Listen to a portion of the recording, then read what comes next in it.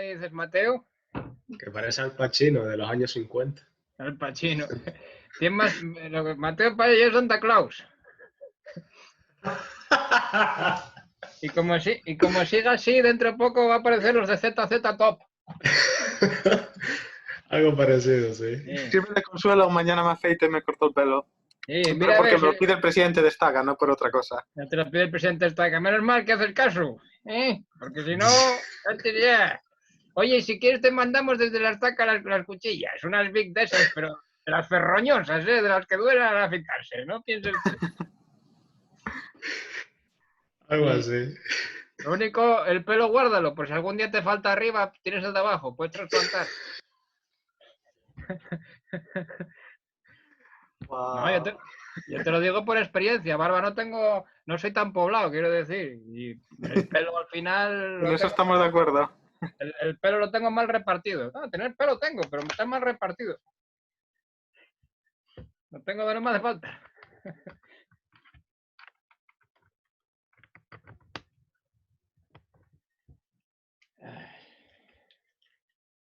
¿Pero qué es? ¿Que marches de casa? ¿Te vas a tirar por la ventana? ¿Qué estás haciendo? Deja enredar, ¿eh? Mira a ver que estamos en clase.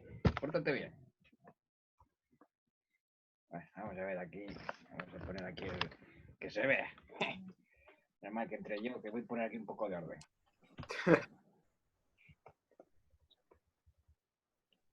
¿Qué? ¿Cómo estás? ¿Qué te lo llevas? Nada, todo bien. Hoy ya tuve mi penúltimo examen. Sí. Hasta dentro de un mes no vuelvo a tener el siguiente, así que bien, relajado. ¿Y de qué te examinaste? De italiano. Pero vamos a ver, tú y eso ya lo sabes. ¿Qué narices te van a examinar? ¿Cómo te examinan de español?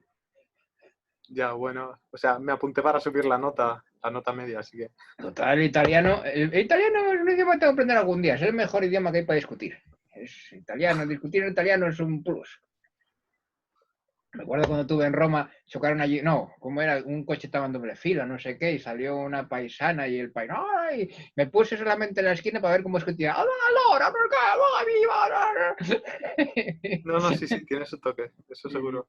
Oye, vaya mala leche las mujeres. Había una paisana ahí en el metro, una carterista, la pilló, me calé de meneo, y digo yo, mira, Sofía Loren. Yo sí que quiero aprender italiano, Mateo. Sí, italiano. Escucha, hablamos luego, ¿vale?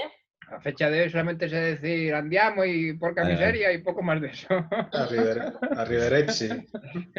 Bueno, también espagueti, tortellini, lasaña, el palatino. Eso, ¿Y cómo es el otro? Eso yo creo que cualquiera lo aprende. Y el Vaticano. Un poco... No, cualquiera lo aprende, Jorge. Sí. Eso ya cualquiera lo sabe. Yo soy español.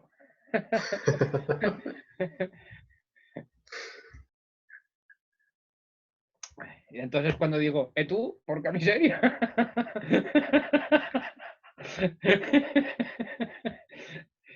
Ay, qué bueno.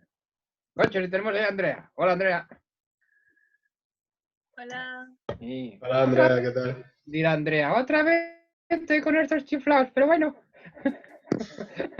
¿Cómo puede ser? Nada. No, a Andrea le caemos bien. Eso Sí, es lo bueno. Vosotros dos, yo soy otra cosa. Ya te diré yo. Me tengo que aguantar un año. Di que sí, hombre, Andrea. que si no, luego se os echa de menos. No, lo que tengo que recordar es que sí, las clases estaban bien, las que diste tú estaban guay, me gustaron, sí. Guardo buen recuerdo. Es que una clase sin Jorge no sería lo mismo, tío. Y enredando, y vamos a enredar. Y encima, oye Mateo, ¿ves? Enredas y te dan créditos, ¿viste qué bueno? Eso yo. Jorge, De lo bueno a lo mejor. Jorge, no te dejas conectar ni me esfuerzo en encender el Zoom, ¿eh? ¿De qué?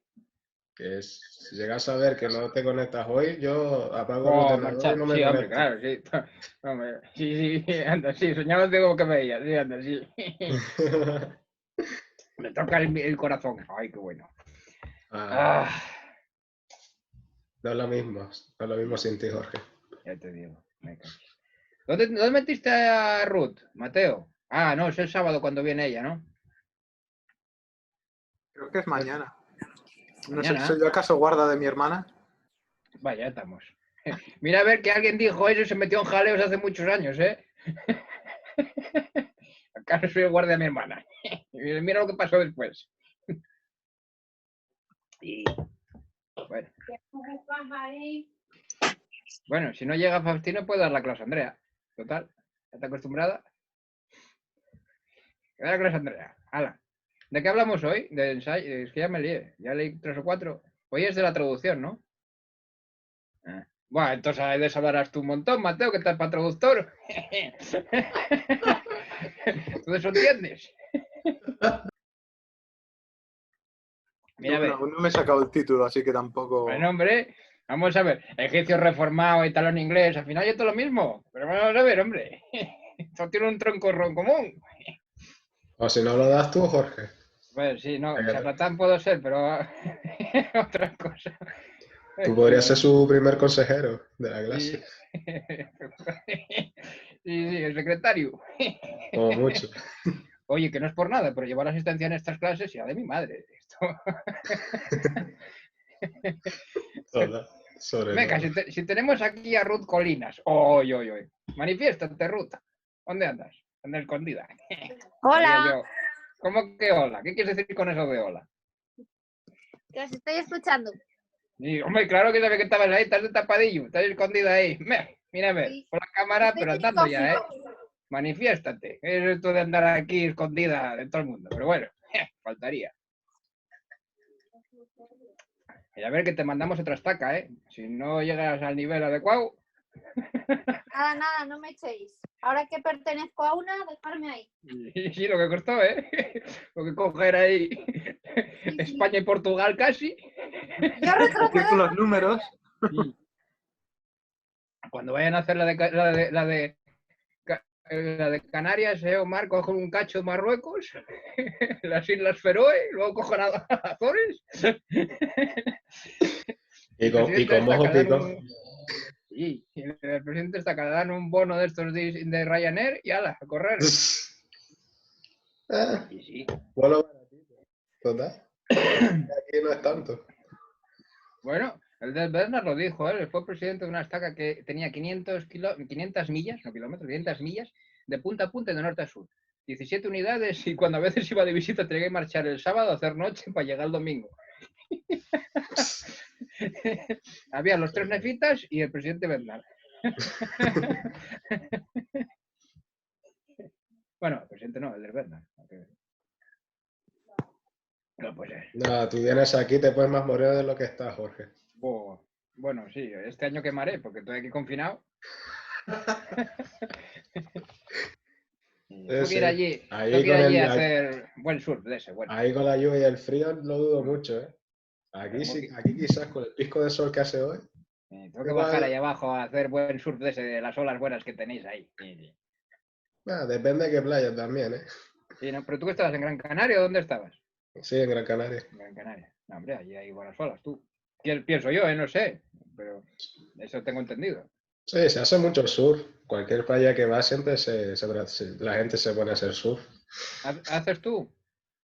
No, que va. Lo intenté, pero yo creo que mejor se me da. Vamos a ver, hombre, si tú bailas el surf para ti es poco más. Yo, por ejemplo, el baile estoy descoordinado. Sé que todo lo bailo igual. Un paso para adelante, 2 para atrás. No pienses tú que hay mucha diferencia. Sí, eso sonó muy a cha-cha-cha, ¿eh? A mí me da igual. Yo nunca me salgo de... Yo siempre estoy compasado. 1 adelante, 2 atrás. Acabó. ¿Qué es tú? Que vamos a liarnos mucho.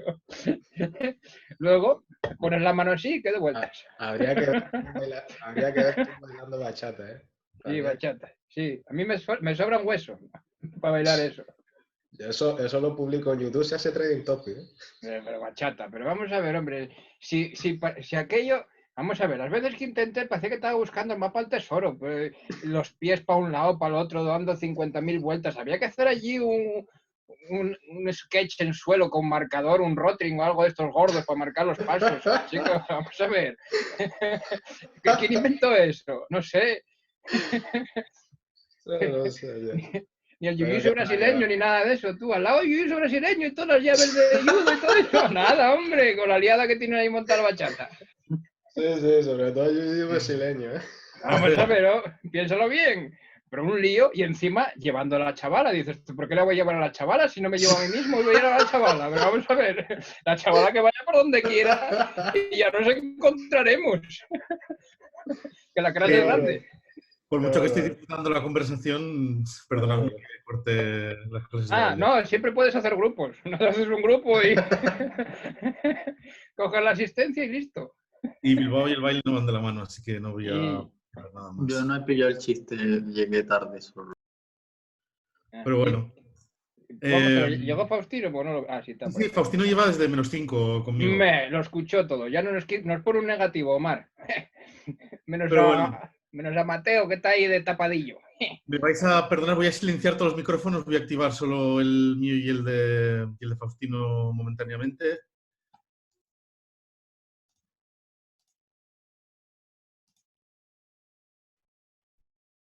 Yo creo que tú, Jorge, en Zoom me das 1000 vueltas, ¿eh? Seguro. No, tú ahí el micrófono lo tapas. Nada. Tú en Zoom me das 1000 vueltas, seguro.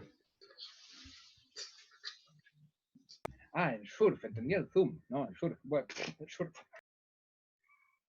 Seguro. A ver si se activa la cámara de una vez. Mientras voy a llamarle un segundo. Si no nos da la clase José Luis, allí en Benavente. Bueno, Ponferrada, perdón. Estás todo apañado. Apañado. Entre tú y Mateo.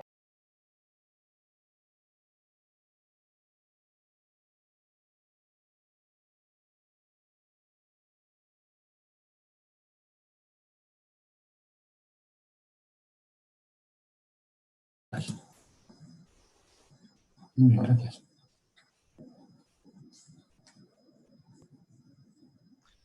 Buenas tardes a todos. Gracias por amenizar el tiempo de espera antes de empezar la clase. Es un privilegio, la verdad, todas las semanas poder ver tantas personas compartiendo instituto con nosotros. Y solo por recordar rápidamente, antes de comenzar, voy a compartir la pantalla un segundo. Lo mismo que estáis comentando sobre la asistencia es una locura, así que los que tenéis puesto nombre y apellido, muchísimas gracias por hacerlo. Los que no, por favor, cambiaros el nombre y poneros algo que podamos identificar o decir por el chat qué nombre tenéis de usuario y quiénes sois realmente. Y respecto al micrófono, cuando queráis participar, simplemente presionando la barra espaciadora del teclado, activáis el sonido, cuando soltéis la barra se desactiva. Podéis levantar la mano físicamente, lo cual va a ser más complicado porque tengo 4 o 5 pantallas para verificar todo el rato quién está levantando la mano, pero podéis hacerlo desde participantes, levantar la mano. De esa forma aparecerá un icono azul en vuestra ventana y yo podré saber a quién tengo que dar paso. Así que muchísimas gracias a todos. Vamos a comenzar con una oración. He mandado por chat un mensaje, creo que no lo ha leído. Así que si, por ejemplo, Luis Quispetello, ¿te gustaría ofrecer la primera oración, por favor? Claro. Muchas gracias. Buenas tardes, Padre Celestial. Te damos gracias por el día de hoy. Te damos gracias por la clase que vamos a tener, que ha preparado Faustino. Te pedimos que nos ayudes a ser participativos y a entender lo que nos quieres decir. Y estas cosas lo dejamos en el nombre de Jesucristo. Amén. Amén. Muchas gracias, Luis. Y ya damos paso a Faustino y es su tiempo. Muchas gracias, Miquel. ¿Habéis tenido tiempo de leer la lección del manual? Porque yo tengo mucho interés de que la lección la deis vosotros y que el sueldo lo cobre yo. Eso es una buena manera.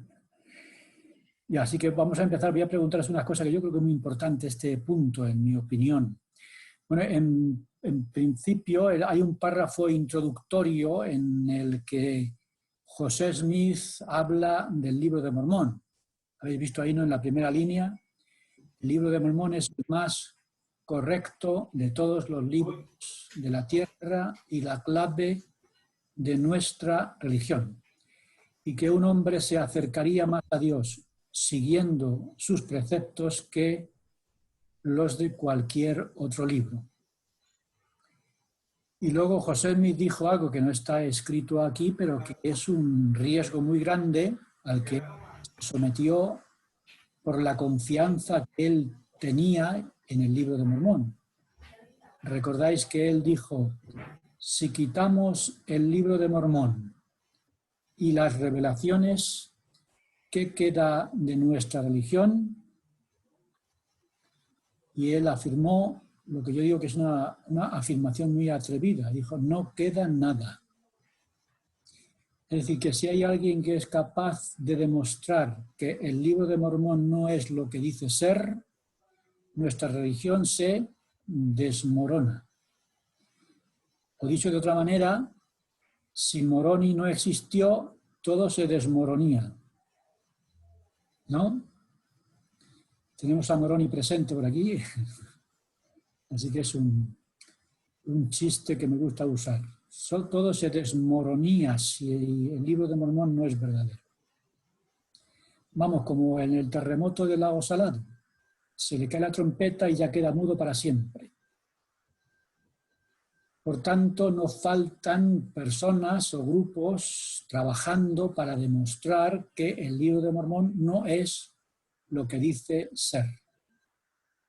No es un libro histórico, es decir, que no existió Ley, ni Nefi, ni Alma, ni Moroni, ni nadie, y además su contenido se lo inventó José Smith con la ayuda de Sidney Rigdon y alguno que otro, ¿eh? Ya que José Smith no tenía para esto. Ese sería el primer punto que puede servir de introducción. Es decir, hay personas interesadas en demostrar que el libro de Mormón no es lo que dice ser, porque de esa manera acaban con la Iglesia. A ver, el primer punto, y aquí participéis. José Smith dijo, cuando le preguntaban a José Smith, oye, ¿cómo tradujiste el libro de Mormón? Y él decía, ¿os acordáis? Al final de la página lo dice que no estaba, dijera cómo se tradujo el libro. Lo único que decía era que se tradujo con el poder de Dios. ¿Os acordáis del sueño que tuvo Nabucodonosor en Daniel capítulo 2? Daniel tuvo un sueño en el que vio una imagen, después vio una piedra en el monte cortada sin mano que rodó, destruyó la imagen y llenó toda la tierra, que representa, según explicó Daniel, el reino de Dios, que finalmente se impondría sobre todos los reinos y se convertiría en el reino milenario único de la tierra. ¿Qué significa que la piedra que dio comienzo a la iglesia de Jesucristo, que se convertiría de iglesia en reino, es decir, de algo religioso a algo político? ¿Qué significa que se cortó sin mano? ¿Alguien quiere explicar eso? ¿Qué significa que esa piedra se cortó sin mano? ¿Quién se anima?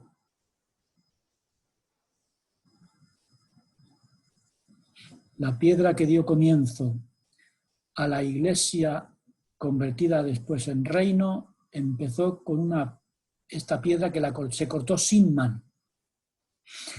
Yo creo que sí.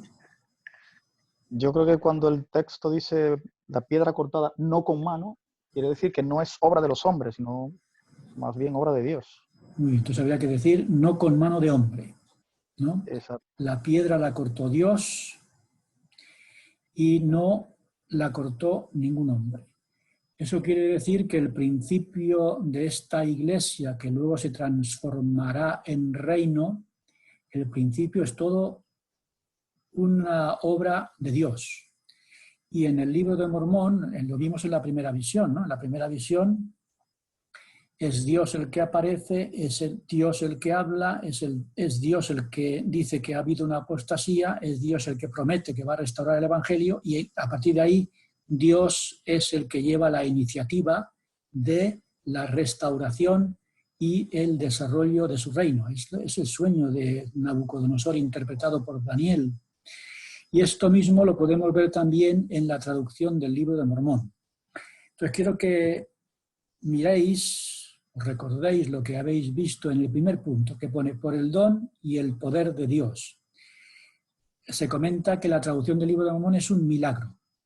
Decidme elementos que hay aquí en esta hoja, y algún otro que sí le queréis añadir, que indican que ciertamente el Libro de Mormón fue un milagro, porque no fue una traducción normal, no es una traducción de las que se hace en la tierra, es una traducción con unos elementos milagrosos, porque todo es pura excepción. Así que decidme puntos en los cuales podemos ver que en efecto la traducción del Libro de Mormón está llena de elementos milagrosos que no podrían haberse efectuado sin la intervención del poder de Dios o el don de Dios que decía José Smith. Cuando le preguntaban, ¿cómo tradujiste el Libro de Mormón? No solamente puedo decir que fue el don y el poder de Dios. Y lo vemos en el proceso de traducción. Así que decidme elementos que encontráis en este primer punto, que es en la primera página, esta número 7, elementos de la traducción que son ciertamente milagrosos, no con mano humana. Ahí. Tenemos primero a Jorge y después a Aida. Adelante. Bueno, pues el primero para mí es el traductor, porque no era un traductor al uso. José Smith ni sabía idiomas, ni tenía conocimientos para hacerlo, y si buscábamos un traductor que no estuviera a la altura, era él. Él fue un milagro que lo pudiera hacer, porque sin la ayuda de Dios no en la vida pudiera haber hecho ni, primero, encontrado el registro, y segundo, haber traducido ese libro. Entonces, el traductor, ¿qué dijo Emma de su esposo? ¿Qué dijo Emma, Jorge, de su esposo como traductor? Emma le quería mucho, Sí. pero reconoció que su marido no podía escribir una carta ni bien hecha, e incluso había cosas que no tenía ni de cultura, digamos, bíblica general. Cuando estaban traduciendo el Libro de Mormón, les sorprendió que Jerusalén tuviera una muralla. Y cuenta Emma que se giró y dice, ¿pero es verdad que Jerusalén tiene una muralla? Sí, es verdad. Entonces, el primer sorprendido todo el rato era él. Sin embargo, y ya para acabar, también Emma dice que era sorprendente, porque cuando ella hacía de amanuense y estaba haciendo de escriba, José Smith paraba, porque no dejaban de vivir en una cabaña, lo pondrían, me imagino, en la mesa que tenían en medio, estaban ahí haciendo la traducción él y ella. Y de alguna manera se iban a sus quehaceres. Cuando volvían, José Smith no necesitaba que le dijeran dónde había parado. Él seguía de frente, y incluso lo ven en el manuscrito. Dicen, es que es un manuscrito que no hay, fluye. Por lo tanto, el primer milagro es el traductor. Entraremos en ese primer punto, en ese punto. Entonces dice, no era capaz, veis en el segundo párrafo, dice Emma, gracias Jorge, que dice Emma, no era capaz de escribir ni dictar una carta de forma coherente, y mucho menos aún un libro como el Libro de Mormón. Incluso podríamos decir, sin ánimo de faltar el respeto a José Smith, que era un analfabeto funcional. ¿Qué es un analfabeto funcional? A ver, ¿quién quiere definir lo que es un analfabeto funcional?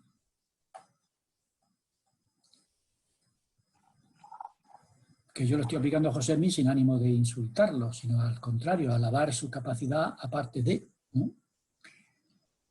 A ver, ¿quién lo ha visto en el teléfono, en internet? Analfabeto funcional es una persona que sabe leer, sabe escribir, pero no es capaz de utilizar estos conocimientos con un objetivo determinado. Si no tiene esa capacidad de aplicarlos a situaciones específicas. Por ejemplo, José Smith sabía leer, sabía escribir, lo que él decía, las 4 reglas, ¿no? Las 4 reglas son sabía leer, escribir, sumar, restar, multiplicar, dividir y nada más. Pero claro, ahora le dices, aplica tu conocimiento de leer y escribir a una carta, y le gustaba mucho trabajo convertir ese conocimiento básico esa alfabetización en elaborar un texto coherente. Eso se llama un analfabeto funcional. Muy bien, pues el primer punto que ha dicho Jorge, milagroso. José Smith no era una persona con la preparación necesaria para traducir un libro como este y por tanto solamente pudo hacerlo con el poder de Dios porque él con su poder no sería capaz. Por tanto, sin mano de hombre. Más cosas. Damos paso a Aida. Aida. Pues también iba a resaltar esa parte de lo de que no era capaz pues, de dictar, pero también se puede resaltar el hecho de lo que fue la duración de la traducción, ¿no? Que fueron 3 meses, ¿no? Dicen que realmente duró 74 días, que son 2 meses y medio. Eso también es algo que demuestra porque a ver quién es capaz de traducir algo en ese tiempo. Dicen que era unos 8 páginas diarias. Si alguien tiene experiencia en el mundo de la traducción, ¿cuántas páginas diarias hace un traductor profesional?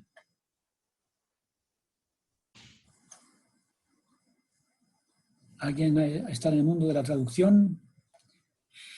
Bueno, en la iglesia estamos traduciendo continuamente, ¿no? En la iglesia hay cosas en inglés y yo me acuerdo mis tribulaciones para traducir cosas del inglés al español. Entonces José Smith y Oliver Cowdery trabajaron y el promedio de páginas diarias era 8. Y dicen que un traductor profesional no hace más allá de 2 páginas diarias, si yo no recuerdo mal. Por tanto, Aida, otro milagro, ¿no? Esa capacidad para llevar un ritmo de traducción que no es lo habitual en el mundo de los hombres. Muy bien, ya tenemos 2 cosas. Más cosas que dicen en esta página 7 que ciertamente indican que la traducción, como se especifica ahí en una línea, es un milagro.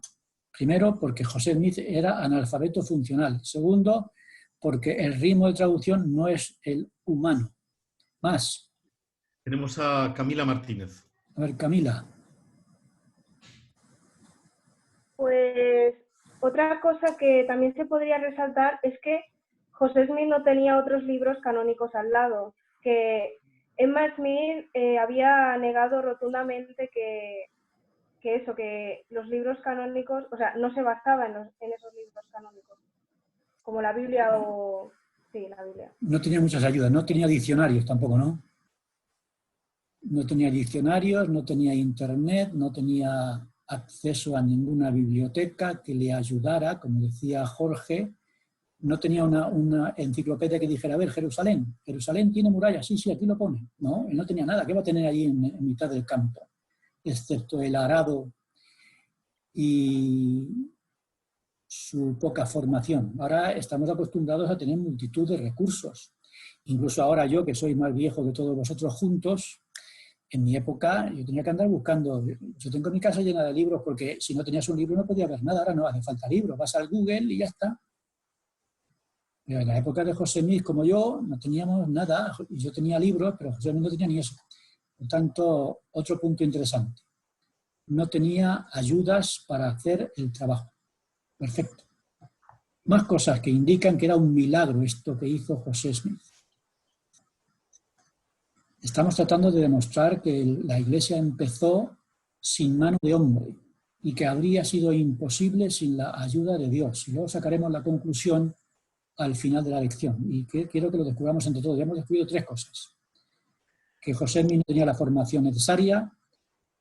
¿Cuál era la otra? El ritmo de traducción no es el normal. Y tercero, no tenía ayuda de ningún tipo. Cuarta. Tenemos a Guillermo. Le doy paso. A ver, Guillermo, cuarta.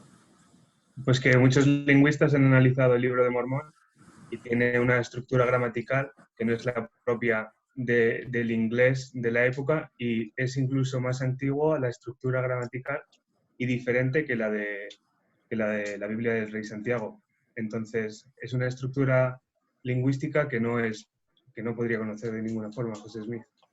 Se nota por la estructura que no procede del inglés, es decir, no están traduciendo un libro en inglés, sino que están traduciendo un texto que es de otra lengua diferente.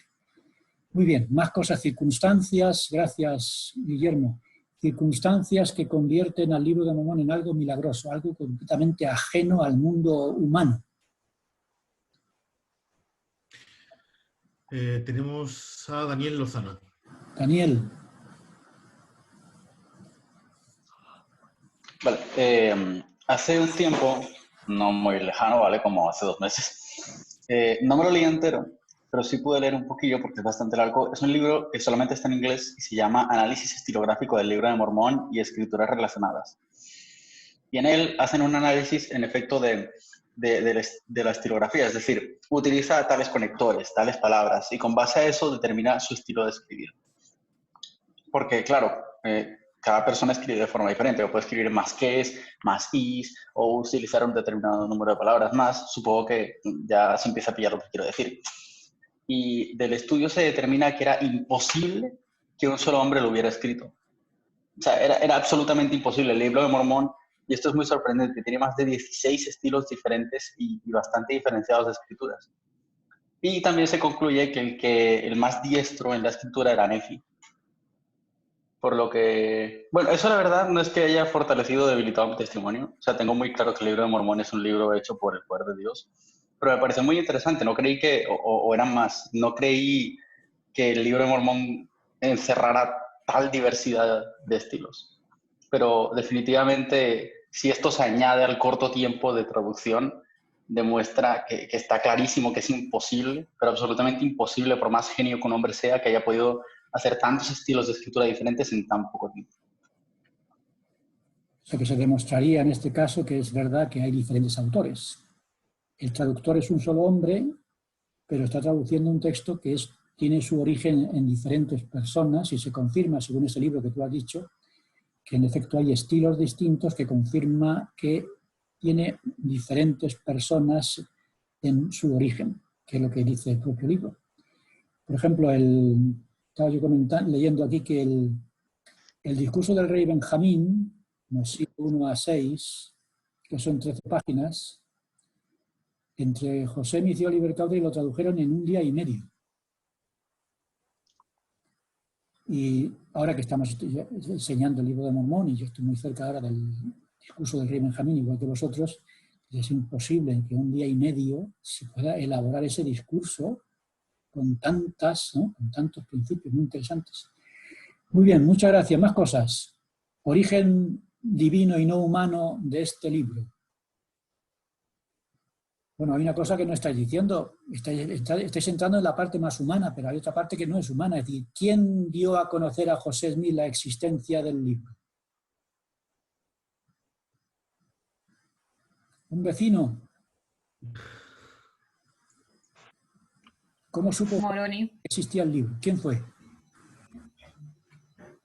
Repite. El ángel Moroni. Un ángel, ¿no? José Smith no dijo que una persona que era vecina suya le habló que... No, está hablando de una persona que viene del cielo y le habla y le dice, oye, en un cerro cercano, enterradas allí en el cerro, hay unas planchas de oro que tienen la plenitud del Evangelio y la historia del pueblo que habitó aquí en América. Por tanto, ya estamos, esto sería el primer paso. Empieza todo en 1823, el 21 de septiembre, que dice aquí, que es el primer punto. José Smith contó que la noche del 21 de septiembre de 1823, mientras oraba en la habitación superior de la pequeña cabaña donde vivía, se le aparece una persona completamente diferente a todas, porque es un ángel lleno de luz y demás, y le da a conocer la existencia de unas planchas. Ese es el primer punto ya que aparece en el párrafo. ¿Cuál es el segundo punto inmediato que viene ahí? Pues que eran unas planchas, ¿no? Unas planchas de oro enterradas en el cerro. Y otro punto interesante, ¿en qué idioma estaban las planchas? Egipcio reformado. Un idioma desconocido que no sabía nadie. Es decir, José Smith no solamente era una persona incapaz de traducir nada, sino que además le dan unas planchas de oro que le trae un ángel y le dice, y está en un idioma que no conoce nadie, y lo tienes que traducir. Toma ya. Me acuerdo que en la universidad tuvimos un profesor en un clase que dijo: no hay tiempo para tocar toda la asignatura, pero entra toda en el examen. Se escandalizaban todos. ¿Cómo va a entrar en el examen si no lo vas a presentar todo? No hay tiempo para presentar todo, pero entra todo en el examen. Bueno, pues José Mil entraba todo en el examen. Un ángel, planchas de oro, egipcio reformado, y ahí te las apañes tú solo traduciendo. Porque no tienen nada de lo que hemos comentado, ¿no? Entonces estamos viendo cómo el origen del libro es ciertamente un milagro. Y es imposible que esto sea cosa de hombres. Lo que estaba comentando José Luis hace un momento, es decir, Dios empezó la obra sin la mano del hombre. Manda un ángel. Son planchas de oro. Un idioma desconocido, y ahora hay que traducirlo, pero no tienes ningún medio para hacerlo, tienes que hacerlo solamente con el poder de Dios. Un comentario más sobre este primer punto. ¿Por qué razón el Libro de Mormón en su origen es un milagro? ¿Hay alguna cosa más por ahí que queráis decir? Guillermo, creo que había levantado la mano también. Guillermo. Miguel, hermano de Guillermo. Adelante, seguimos buscando el milagro del origen. A mí me gusta pensar no solo que se le presentó a Phil Moroni, sino que insistió mucho en ello. Porque él no se le apareció solo una vez, sino que él se le apareció una vez, entonces se volvió a dormir y dijo, bueno, no pasa nada. Se le apareció 2 veces, hasta 3 veces. Entonces, a partir de en la tercera vez, ya le dijo dónde estaban enterradas y ya, pues tuvo que ir sí o sí, porque si no, despertaba una 4ª vez. Así que lo tuvo que hacer y me dijo el sitio exacto. Así que más milagroso que eso no hay nada. Se llama la técnica de la repetición, ¿no? 1, 2, 3, 4, hasta que te enteres. Y cuando por fin se enteró, ¿cuántas veces tuvo que subir al monte a ver las planchas antes de que le permitieran recogerlas? Porque fue en 1823 cuando le apareció. ¿Y en qué año recogió las planchas para empezar a traducir? 1827. 4 años después. Necesitó 4 años de seminario para poder traducir el Libro de Mormón, ¿no? Poder recibir las planchas. Gracias, Miguel. Más cosas sobre este principio no humano, milagroso. El Libro de Mormón tiene un origen milagroso. Y vamos a sacar esa conclusión al final, al concluir la lección. Pero este es un primer punto que yo creo que es fundamental. El Libro de Mormón empieza de una manera extraordinaria. Una manera que no es humana. Dios manda un mensajero celestial, unas planchas de oro, escritas en un idioma completamente desconocido que nadie podía traducir. Incluso cuando José Smith mandó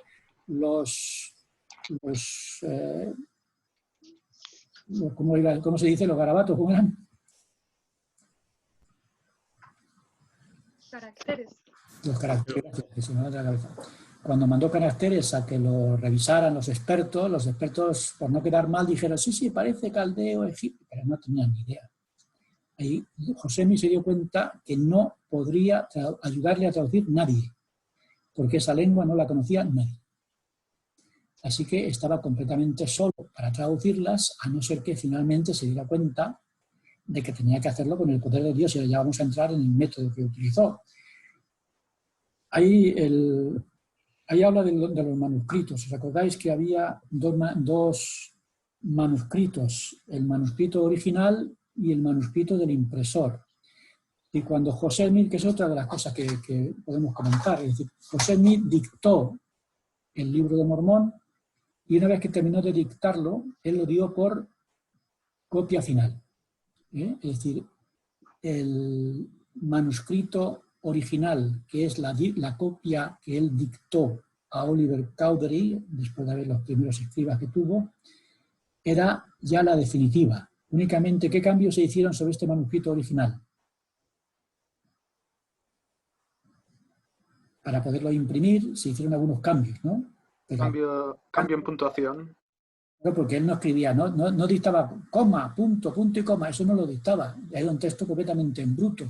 Entonces, claro, el impresor tuvo que poner los signos de puntuación y ajustar un poquito el texto para la imprenta, pero estamos hablando de que José Smith dictó el libro y cuando terminó de dictarlo, ese es. Ahora, luego pidió a Oliver Cowdery, digo, por si acaso se pierde, es lo que nos faltaba, porque ya se perdieron 116 páginas, que nos ha estropeado toda la primera parte, con Martin Harris, no quiero que ocurra otra vez. Así que le pidió a Oliver Cowdery que sacara una copia que se conoce como la copia del impresor, y esas 2 copias sirvieron para asegurar que no se perdía. ¿Qué pasó con el manuscrito original? Eso lo pone en las notas bibliográficas. Jorge dice que sí. ¿Qué pasó con el manuscrito original? Tristemente. Solo se conserva el 28%, ¿no? Solamente se conserva el 28%. ¿Qué pasó con el resto? ¿Por qué se estropeó? Se mojó. Porque no se le ocurrió otra cosa a José Smith que cuando construyeron la mansión de Nabú, dijo, esto lo vamos a poner aquí en el cimiento. Sabéis que siempre ponen una caja con documentos y cosas en los edificios. Lo puso en el cimiento de la mansión de Nabú y con la lluvia y demás, después de unos años, casi se deshizo con la humedad y solamente hay un 28% del contenido. Así que tenemos el manuscrito del impresor completo y 28% del original. Y el estudio que han hecho del original, lo que ya habéis comentado, que se nota que era un libro dictado de un texto que no estaba en inglés. Todo, después de estudiarlo, lo que habéis comentado, en la estructura del texto, se descubre esto que decimos. Muy bien, entonces estos son los manuscritos que fueron a la imprenta para que se pudieran imprimir. Pero vamos a hablar de los métodos. Ahí veis en el manual, instrumentos de la traducción. Métodos utilizados. Entonces aquí habla de que Dios utiliza diferentes métodos para revelar su voluntad. Por ejemplo, ¿qué métodos utiliza Dios según dice el manual? El Urim y el Tumim, por ejemplo. Usa Urim y Tumim. ¿Qué más? La piedra del vidente. La piedra del vidente, pero estamos hablando en general. Dios revela su voluntad por medio de sueños, por medio de visiones, por medio de mensajeros y por medio de objetos. ¿Objetos posibles? Bueno, el Urim y Tumim estaba incluido, ¿no? No tenía un diccionario, pero Dios le incluyó con las planchas el Urim y Tumim, que históricamente ha sido utilizado por los videntes para traducir textos. Y José Smith utilizó este Urim y Tumim, como vamos a ver en algunos de los escribas que lo comenta, para ayudarse en el trabajo. Y luego también utilizó la piedra del vidente, ¿no? Y de eso hablaremos ahora después. Él dice que en este punto habla, decime, José Smith es un profeta poco común. Dice que José Smith fue un profeta diferente. ¿En qué sentido era José Smith, hablando de la revelación que se recibió por medio de él? Él era un profeta diferente a los que conocemos en las Escrituras.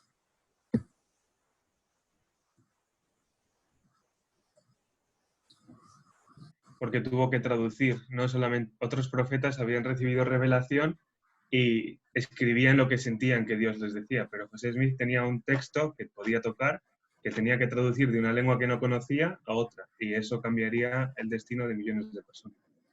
Entonces, por ejemplo, tenemos Isaías, es un profeta que está en el Antiguo Testamento. Jeremías es un profeta que está en el Antiguo Testamento. Pero José Smith no es un profeta que está en. Yo he puesto aquí, José Smith recibió no unas revelaciones en un libro, sino un libro de revelaciones. Y después de todo el proceso de traducción con los objetos, el Urim y Tumim, ahora hablaremos de ello, la piedra del vidente y demás, el resultado final de todo el proceso de traducción que analizaremos rápidamente, no fue unas revelaciones que incluyen un libro, sino un libro de revelaciones. ¿Cuántas páginas tiene el libro de Mormón? Yo las he contado en español, bueno, aparecen ahí los números en español. En inglés son menos, porque ya sé que el español es como lo que dicen del hebreo y otras lenguas, ¿no? El hebreo es una lengua muy comprimida y el egipcio reformado aún más. Te dice que, si miras en el libro de Mormón, veis que ahí son 642 páginas en español, más de 500 en inglés. Así que José Smith no era un profeta que dejó unas revelaciones. José Smith fue un profeta que dejó un libro lleno de revelaciones. No tenemos un libro de profetas individuales enteros. Solamente José Smith dejó un libro suyo, que luego no es suyo, pues ya sabemos cómo, pero bueno, que sus revelaciones llenan más de 500 páginas y lo convierten en un profeta completamente diferente a lo que estamos acostumbrados. Bueno, hemos dicho entonces que el libro de Mormón lo tradujo con el poder de Dios. Los objetos que él utilizó para traducir son el Urim y Tumim, que estaba con las planchas, y que ahora vamos a ver cómo los utilizaba, y luego la piedra del vidente. Lo de la piedra del vidente, ese es el asunto caliente. A ver, ¿cómo encontró él la piedra esta del vidente? Que al final la utilizaba más que el Urim y Tumim. E incluso la utilizaba más que las planchas. Llegó un momento que ya las planchas no las utilizaba. Estamos acostumbrados a decir, bueno, es que él tenía las planchas delante y con las gafas del Urim y Tumim miraba y iba dictando. Es que llegó un momento que ni siquiera las planchas las utilizaba, ¿no? Y llegó un momento que tampoco utilizaba el Urim y Tumim, utilizaba la piedra. Y ahora vamos a ver lo que decía Emma y los demás escribas sobre el método. Pero en principio la pregunta es, ¿cómo obtuvo José Smith la piedra del vidente que utilizó mucho tiempo en la traducción? Eso está en un punto en las notas a pie de página. Parece que, si no me equivoco, es el punto 18. Si vais a las notas bibliográficas o las fuentes bibliográficas, ¿habéis visto la cantidad de fuentes bibliográficas que utilizan? ¿Cuántas son? ¿Cuántas fuentes aparecen al final? 28. 28. Hay más, ¿no? 34. 34. Eso, la página siguiente y otra más. Son 34 citas que completan el texto de... Entonces, si vamos a la página, al punto 18, ¿qué dice el punto 18 sobre cómo encontró José Smith esa piedra del vidente que nos causa asombro? ¿Quién lo tiene por ahí para leerlo o lo leo yo? ¿Lo tenéis? Camila Martínez lo tiene. Adelante.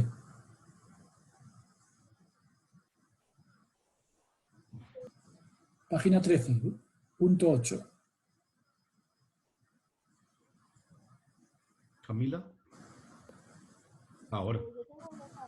¿Quién lo tiene? Lo tiene Camila, pero tienes que hablar más alto, por favor. A ver, está leyendo que no se te oye.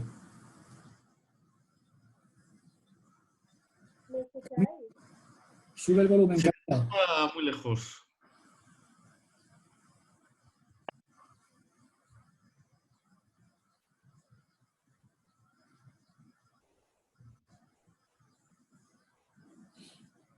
¿Está buscando la piedra?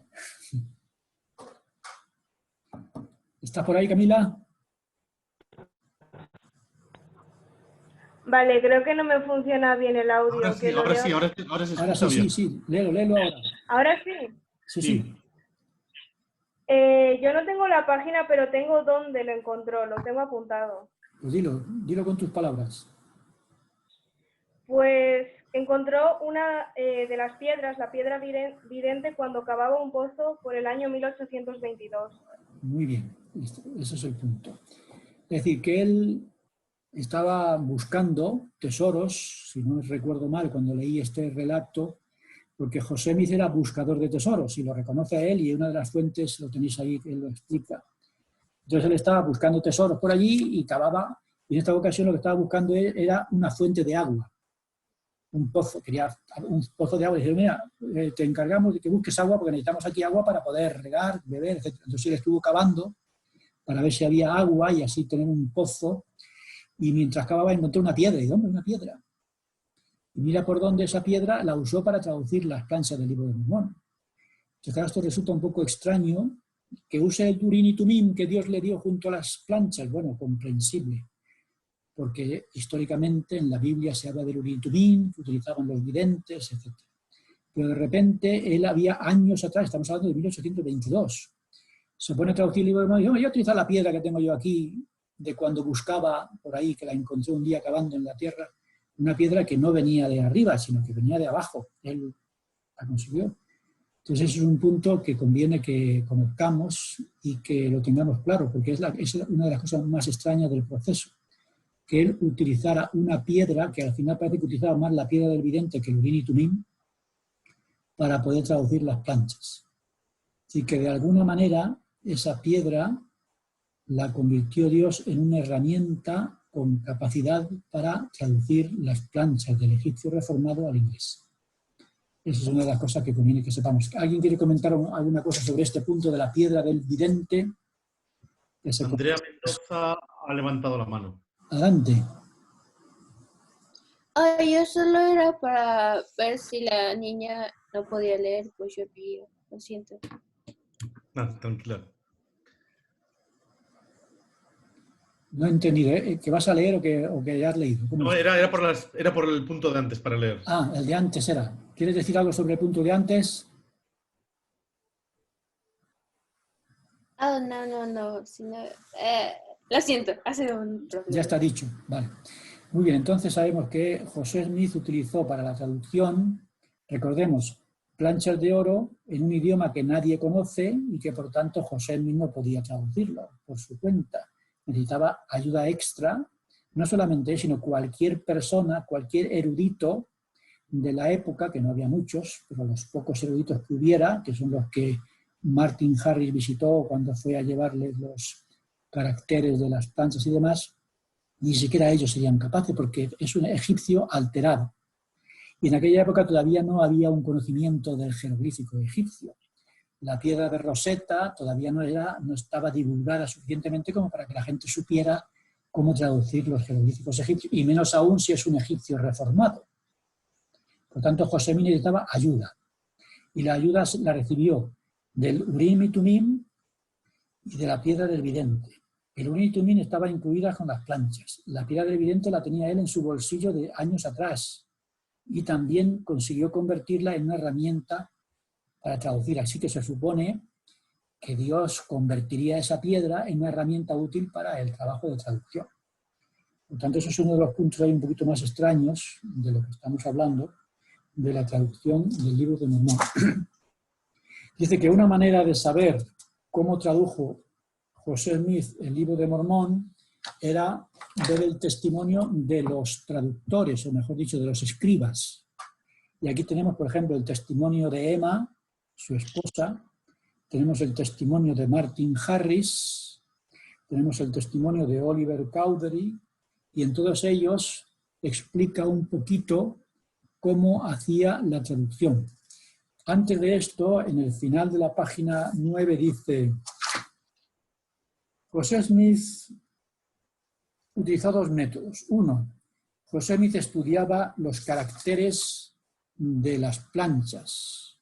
Los estudiaba para poder utilizar el conocimiento en la traducción. Y otro era que usaba, dice ahí, estoy en la primera línea de la página 10, usaba el Urim y Tumim, los intérpretes, o también la piedra del vidente, y otras veces utilizaba solamente una piedra, una sola piedra. Dice, según los relatos, José Smith colocaba los intérpretes o la piedra en un sombrero, encajaba el rostro en el interior del sombrero para impedir que entrara la luz externa y leía en voz alta las palabras en inglés que aparecían en las piedras. El proceso, tal y como se describió, recuerda un pasaje del libro de Mormón que comenta este punto. Es decir, ¿qué hacía él? Pues él da cuenta que ni siquiera tiene las planchas. Las planchas ya están apartadas. Él agarraba un sombrero, metía dentro la piedra, se ponía el sombrero en la cara, no para hacer ninguna cosa rara, solamente para que si había luz, no se podía. Ahora, hoy podemos bajar persianas y eliminar la luz que nos impiden ver el ordenador o lo que fuere.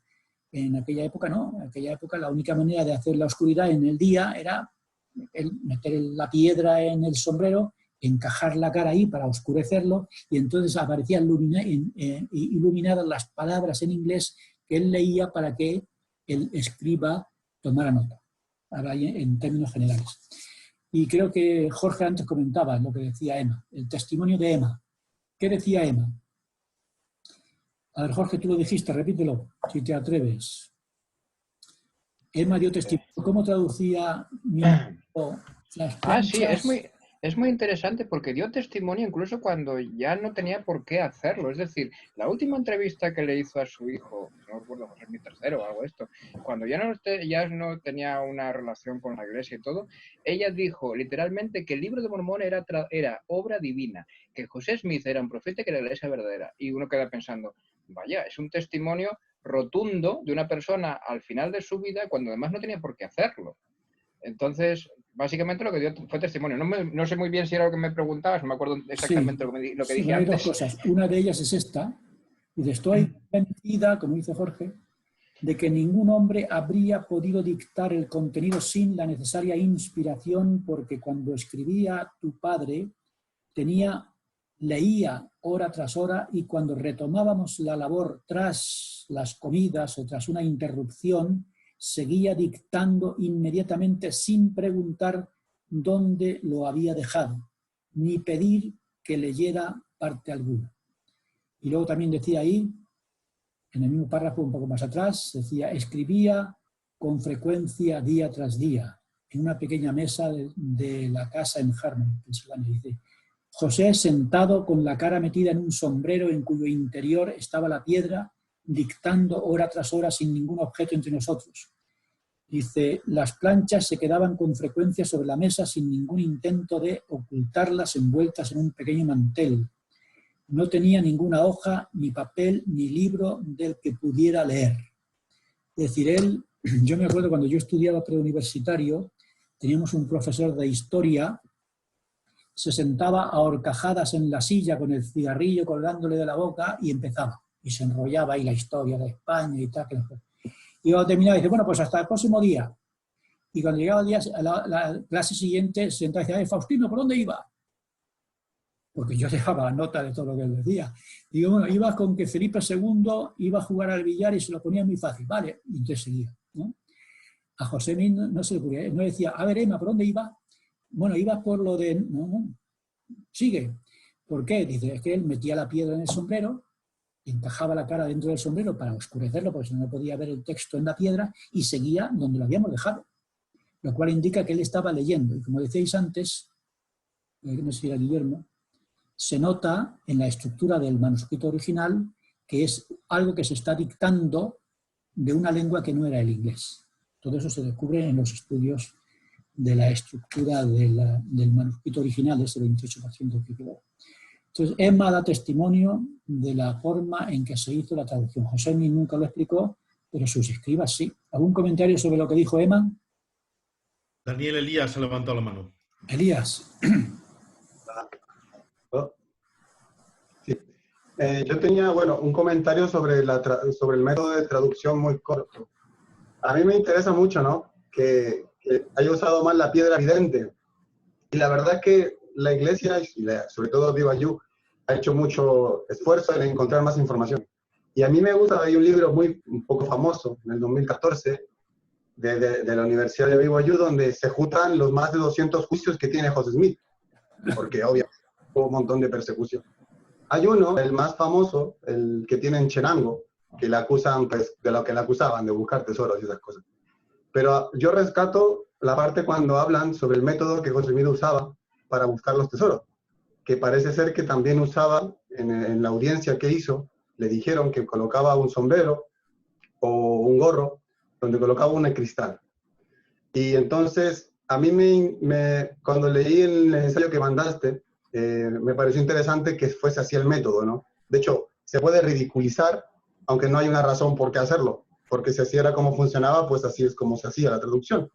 Para mí no es un problema, pero parece ser que así funcionaba la piedra vidente que tenía José Smith, porque aún en su época de jovencito, ¿no?, cuando hacía lo de los tesoros y todo eso, que al final lo dejó, un método que utilizó para utilizarla y buscar plata era el mismo que utilizó para traducir las planchas.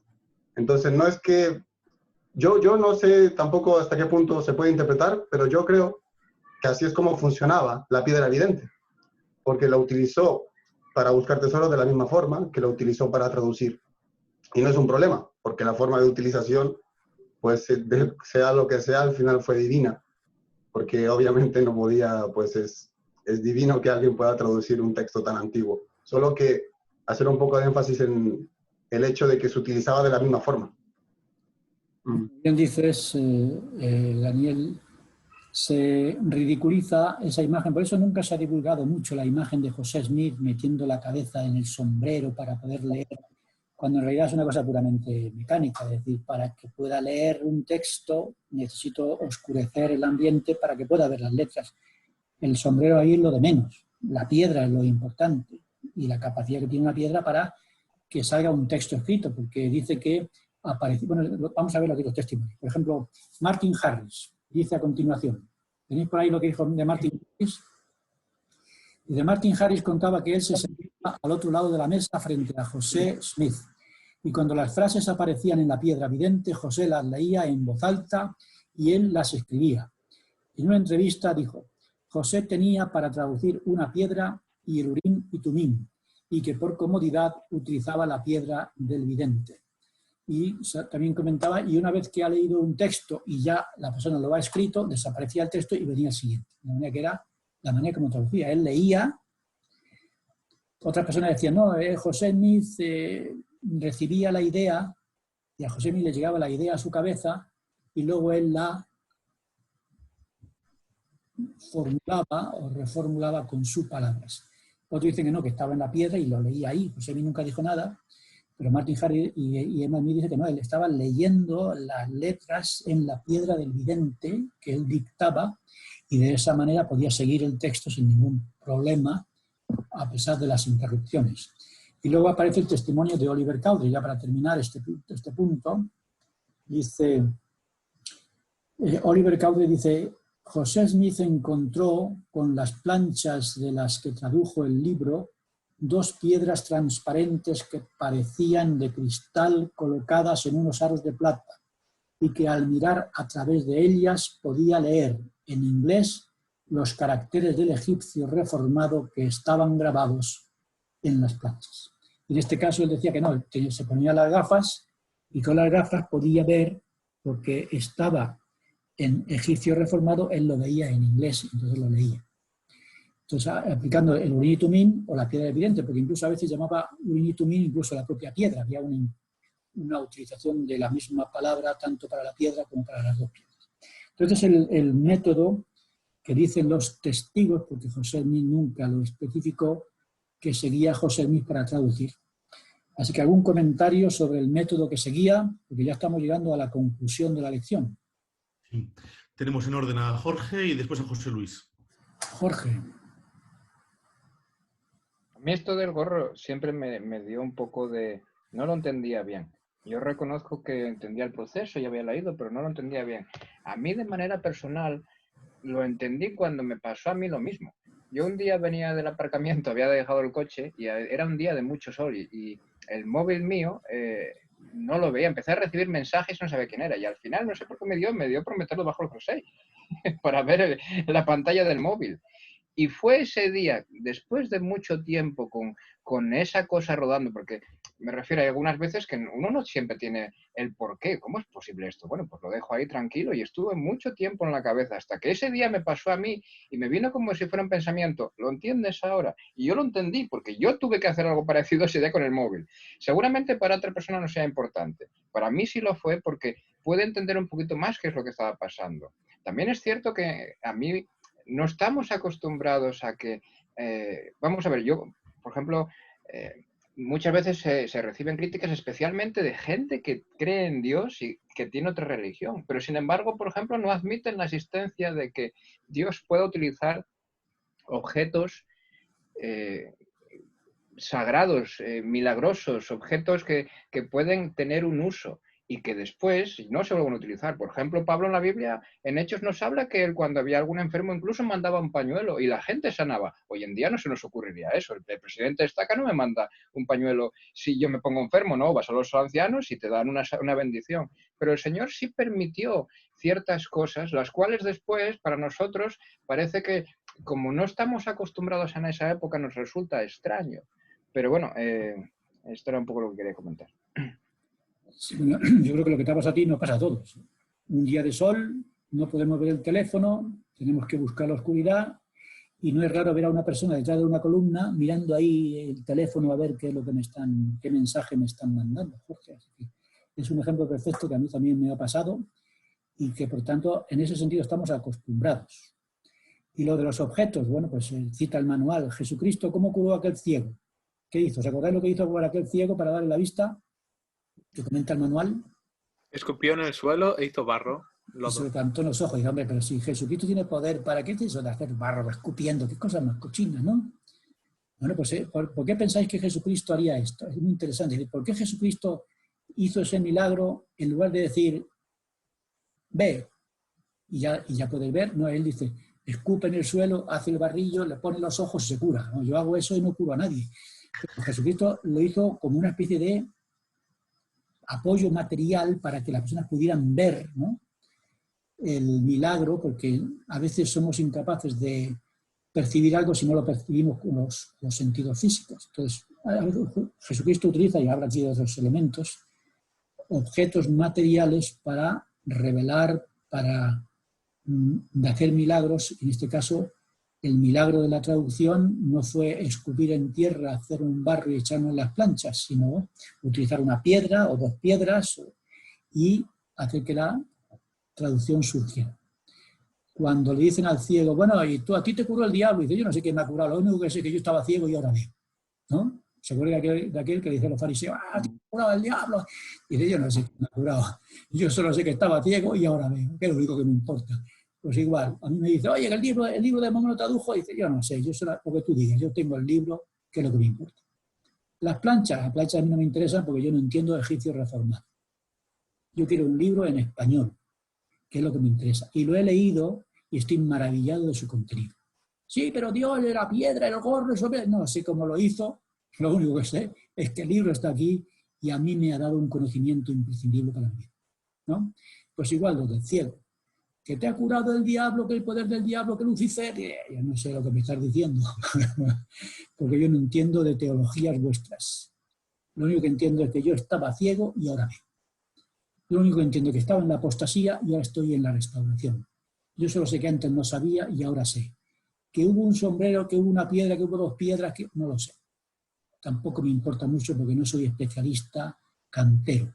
Lo único que sé es que Dios vive y que este libro es maravilloso porque cada vez que lo enseño me parece mentira el milagro del contenido de ese libro, que lo escribió José Smith en 2 meses y medio, dictándolo de la manera que dicen los testigos, ¿no? Entonces ese es un punto muy interesante. ¿Qué más cosas? Bueno, había otro más por ahí, ¿no?, que quería decir algo. En orden, José Luis, después Guillermo y después Aldemir. Venga, vamos a sacar conclusiones antes de terminar. Sí, parte de lo que iba a decir ya lo ha dicho Faustino, o sea, coincido con él, es decir, Jesucristo en lo absoluto necesitaba ni la saliva ni el barro para sanar la vista. De hecho, hay milagros que, como el del centurión, que le dijo, ve, que tu siervo ya está sanado. Y bueno, el mismo centurión le dijo, no hace falta que tú vayas, con que tú digas la palabra ya. Y efectivamente, esos elementos son lo que yo personalmente le llamo reforzadores de la fe. No sé si os acordáis la experiencia de Naamán, el leproso sirio, que Eliseo ni siquiera fue a verlo, mandó a un criado y le dijo que se lavara en el Jordán. Y él decía, hombre, yo pensaba que iba a venir aquí y iba a hacer no sé qué cosa y tal, porque a veces para que se efectúe el milagro la gente necesita que se haga algo, que se toque, que se... De hecho, el hecho de poner aceite ungido en la cabeza, poner las manos sobre la cabeza, yo creo que cualquier persona se puede sanar solo con la fe, no hace falta eso. Yo creo que eso es un elemento reforzador de la fe para que nosotros creamos. Se nos pone algo y nuestra fe aumenta porque alguien tocó, nos puso algo y es una herramienta que utiliza el Señor para realizar. Si el Señor le hubiese dado a José y le hubiese dicho, mira, coge una hoja de naranja, te la pones en la frente, hubiera traducido igual. Porque efectivamente el libro de Mormón se tradujo por el poder de Dios, no por las piedras. También otra cosa que quería decir es que no debemos olvidar que el terreno donde vivía José Smith era el terreno antiguo de la antigua civilización nefita. O sea, el cerro Cumorah estaba cerca de su casa, donde Moroni escondió las planchas. No es de dudar que la piedra de vidente que se encontró cavando un pozo por ahí también fuera parte de los antiguos elementos que utilizaban los nefitas, los profetas antiguos para traducir. Es decir, no me cabe la duda que es un elemento que el Señor le proporcionó con bastante tiempo de antelación para ayudarle también en el proceso de traducción. O sea, que no fue una casualidad. Gracias, José Luis. Más. Guillermo y después Aldemir.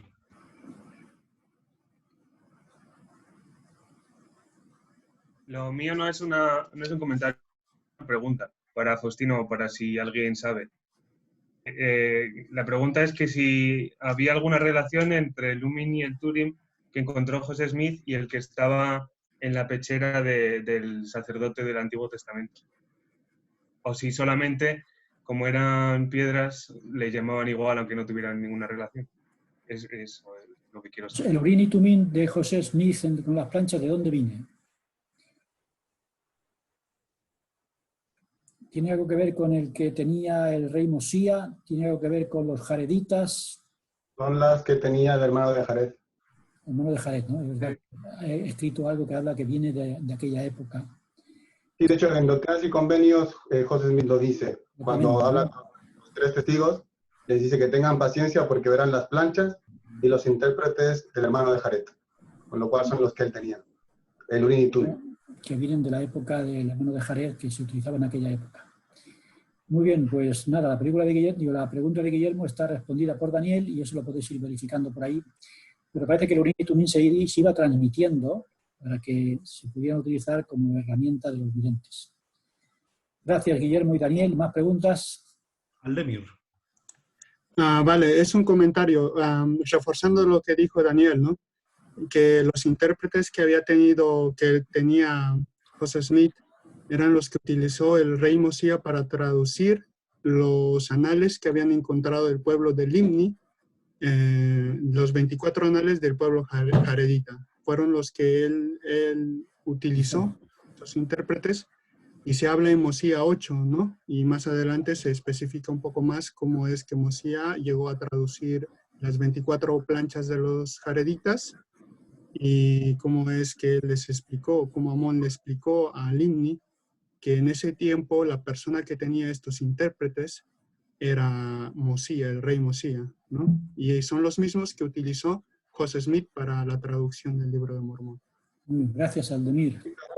Aldemir, entonces pasó de Éter a Mosía y de ahí No, de hecho Amón le dice, Limni le pregunta a Amón, ¿tú conoces a alguien que pueda traducir estos anales? Me pregunto si es el que tenía Éter, el que tenía Mosía, porque José Smith dice en Doctrinas y Convenios 17 que son los intérpretes que él tiene, son los que usó el hermano de Jared.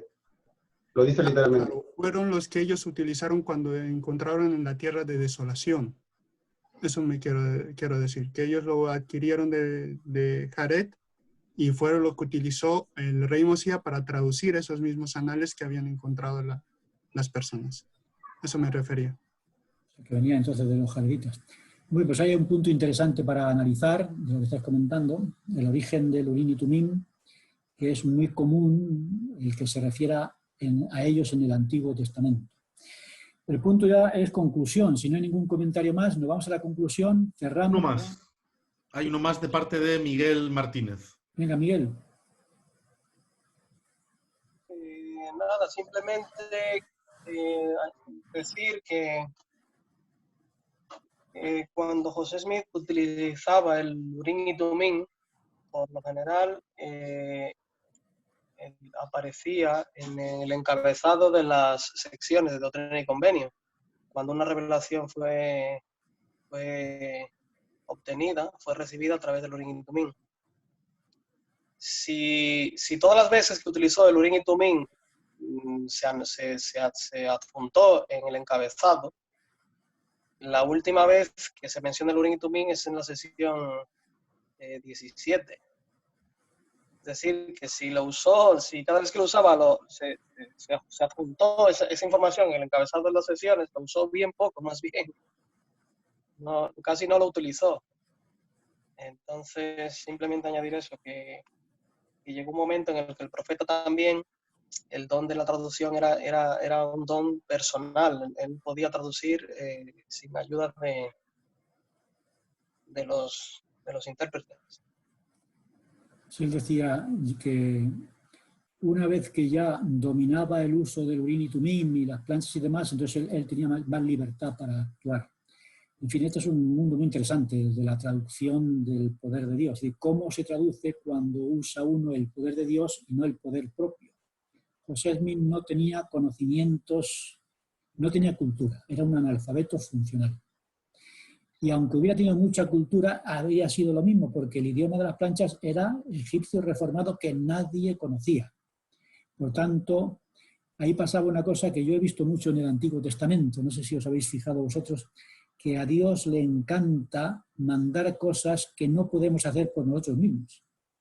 Por ejemplo, decidme ejemplos en el Antiguo Testamento que tenían que hacer cosas el pueblo de Israel que no podían hacerlas sin la ayuda de Dios. Cosas que Israel tenía que hacer y sin la ayuda de Dios era imposible. Y era lo que Dios les ponía por el camino. Por ejemplo, estaban en Egipto. ¿Podían liberarse de Egipto ellos solos? Necesitó la ayuda de Dios con las plagas. Cuando por fin los liberaron y fueron al desierto, ¿sabéis cuánta gente había? ¿Sabéis cuánta gente tenía que dar de comer y de beber en el desierto Moisés?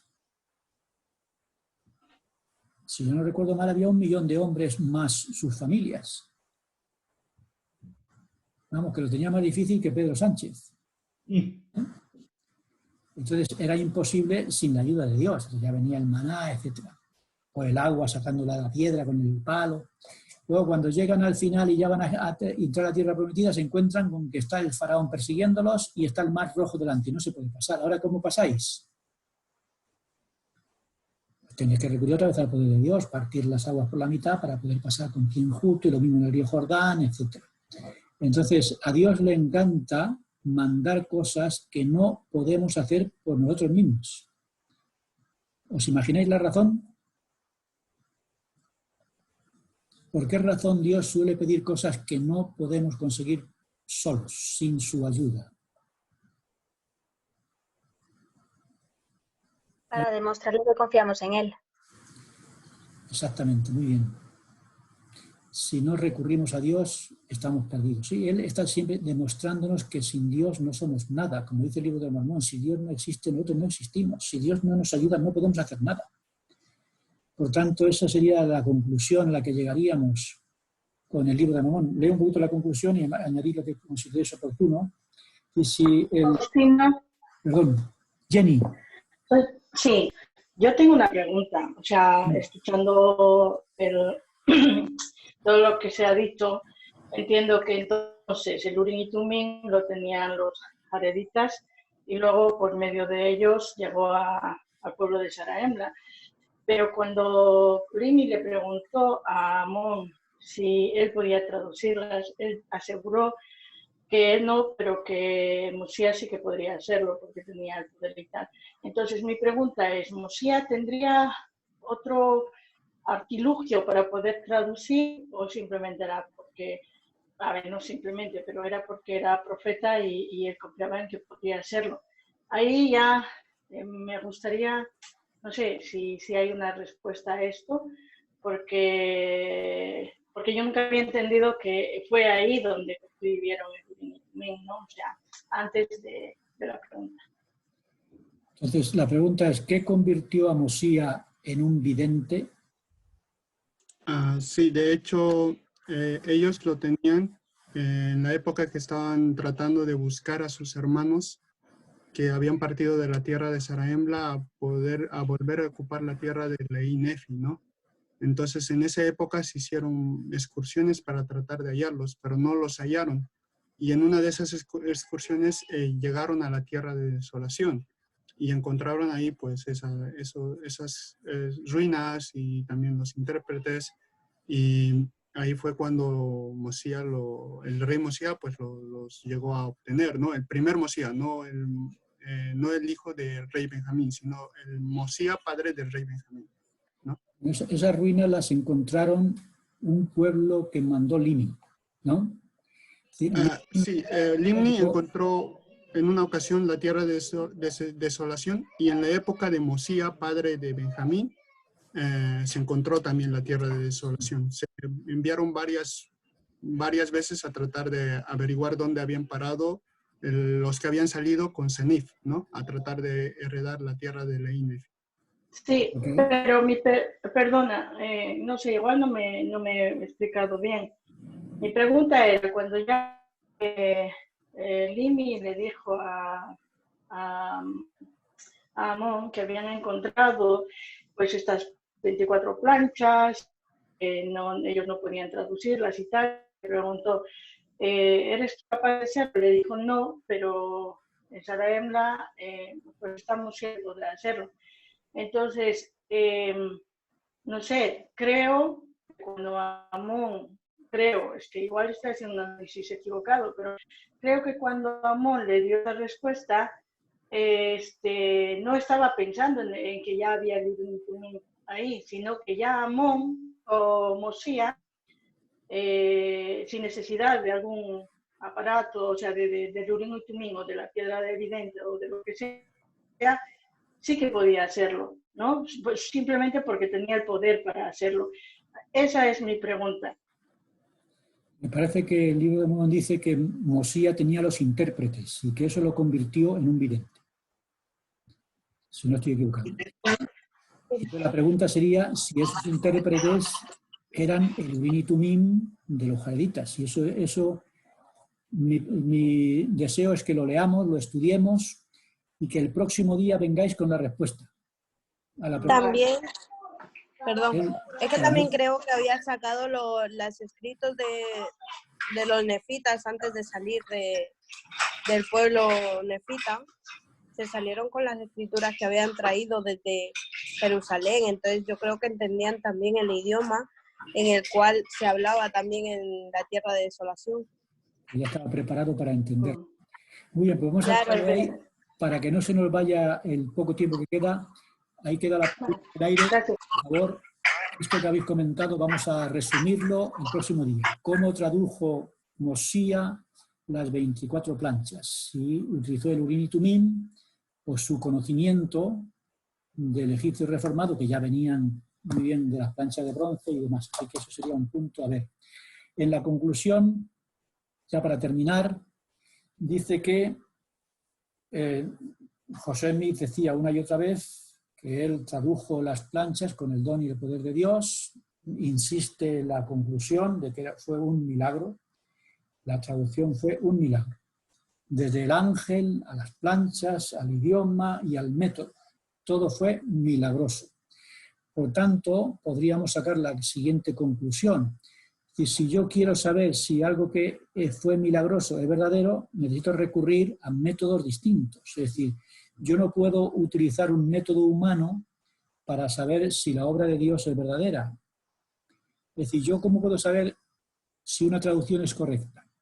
Por ejemplo, este libro que tenéis, este manual que yo he preparado, lo he sacado de Internet, que la Iglesia lo ha puesto en la página web, los ensayos de tema del Evangelio. Yo he entrado allí, lo he leído y digo, qué idioma más desastroso, con perdón. Yo he formado 2 veces parte del Comité de la Lengua Española de la Iglesia. Primero como 70, después como 80, y en fin, que siempre me he metido ahí en el comité. Y en este comité, pues, si me perdonáis, es un comité de analfabetos que no conocen el idioma. Y las traducciones de la Iglesia son un desastre. ¿Por qué lo digo?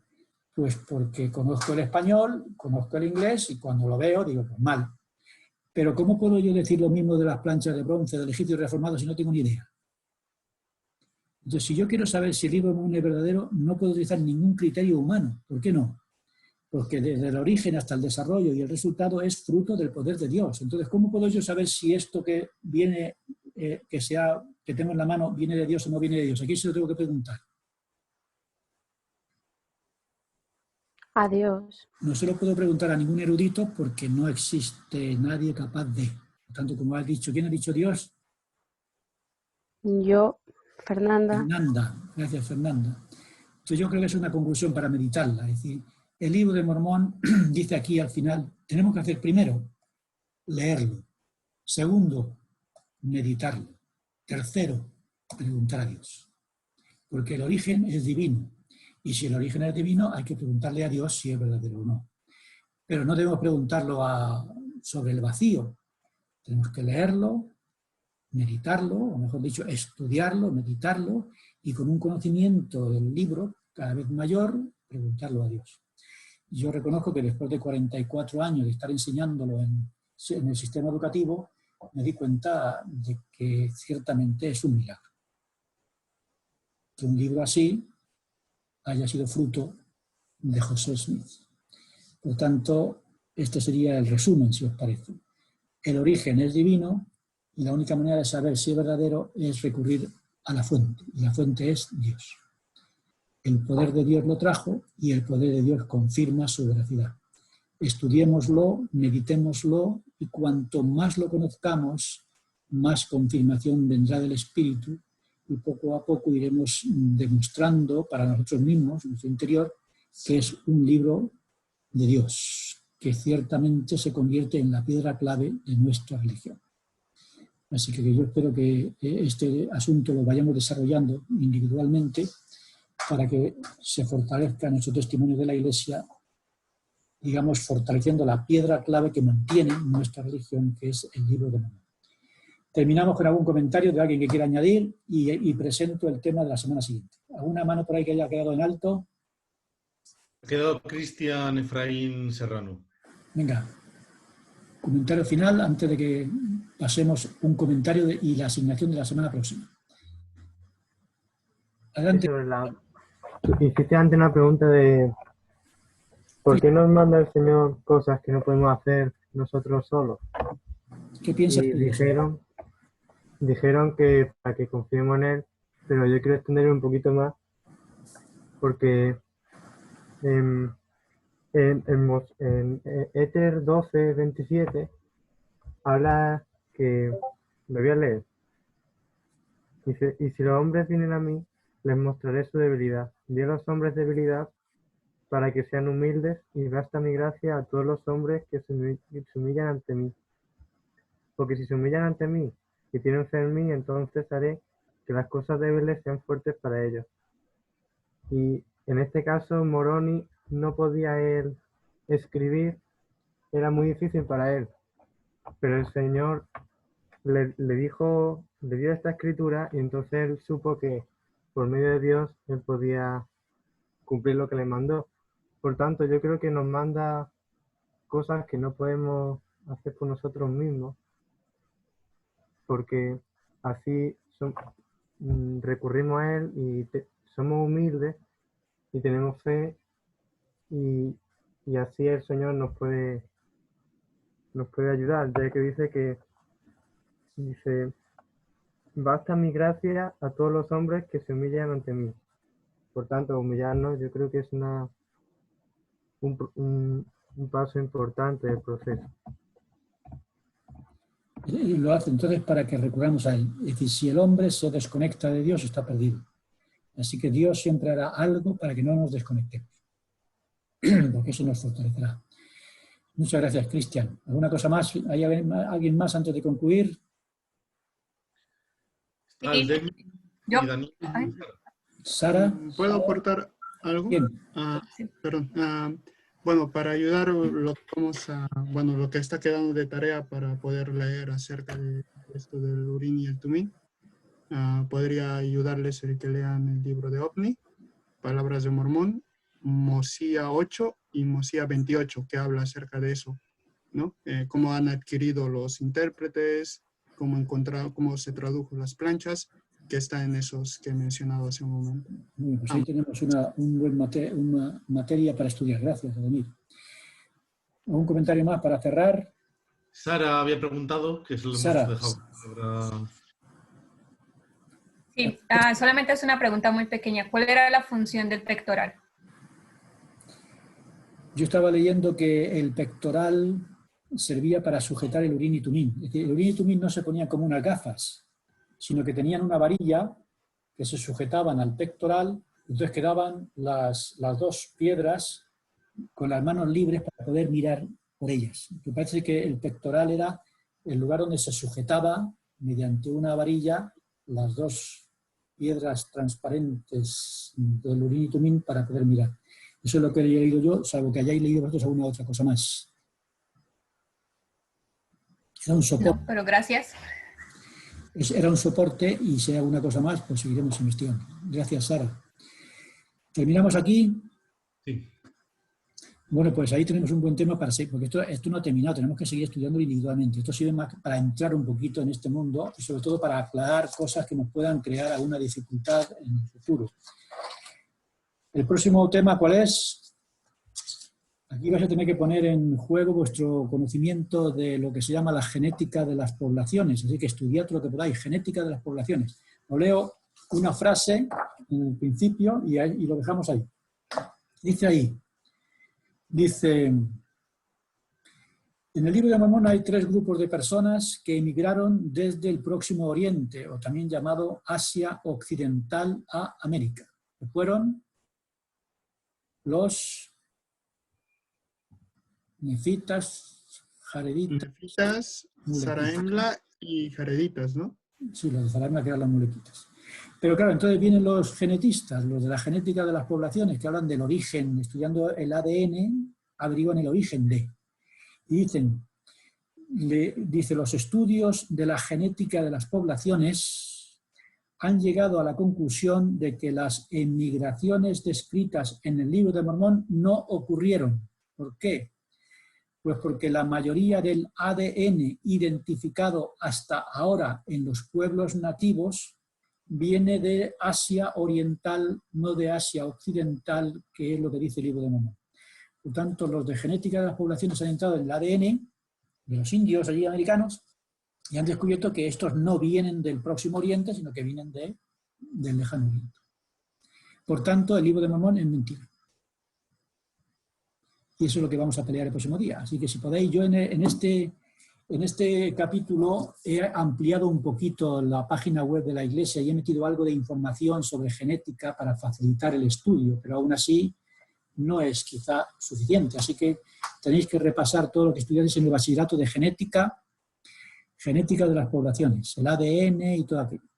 Así que ahí tenemos un tema para estudiar a fondo, porque en la clave está el ADN. ¿Es verdad que los pueblos del Libro de Mormón que salieron del Próximo Oriente jamás fueron a América porque el ADN demuestra que es falso? Pues según los genetistas es falso. Vamos a pelear eso el próximo día, la próxima semana. Así que la semana que viene nos vemos y ese es el campo para desarrollar en nuestro estudio del Libro de Mormón. Entre Miquel y yo vamos a colocar en el grupo las 3 lecciones que hemos dado con la de hoy, para que tengáis el enlace, de manera que los que queráis repasar el contenido o aquellos que no hayan podido estar en alguna de las lecciones, como me han dicho, que puedan verlo y de esa manera decir que la han visto y cumplir con las asignaciones de la clase. Así que dentro de unos días veréis en el grupo el enlace de las 3 lecciones, la de hoy, la anterior y la primera. ¿De acuerdo?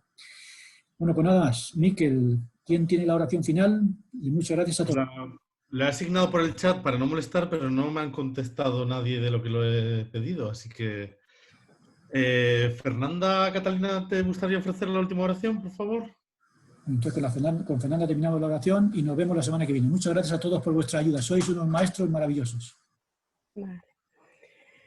Padre Celestial, estamos muy agradecidos por esta tarde y por la oportunidad que tenemos de participar por medio de Zoom de las clases de instituto. También, Padre, estamos agradecidos por nuestro Maestro y por las bendiciones y el gran amor que tú tienes para cada uno de nosotros. Te rogamos, Señor, que podamos meditar a lo largo de esta semana en la clase que hemos tenido hoy y también poder cumplir la asignación que se nos ha dado para la semana que viene. Que tu Espíritu nos guíe y nos cuide siempre y que bendigas a todas aquellas personas que están pasando por aflicciones y necesidades. También rogamos, Señor, que puedas cuidar de cada uno de los miembros de nuestro barrio en estos momentos tan difíciles que estamos pasando y en general al mundo entero. Y queremos, Padre, agradecer y pedir esto, esperando siempre tu voluntad, en el nombre de Jesucristo. Amén. Amén. Amén. Gracias, Fernanda. Nada. Hasta la semana que viene. Gracias. Ahora quedamos a devota, Omar. Vamos a dar otra vez. Omar y Marcela.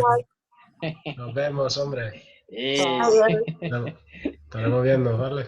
Hasta luego. Hasta luego y muchas gracias.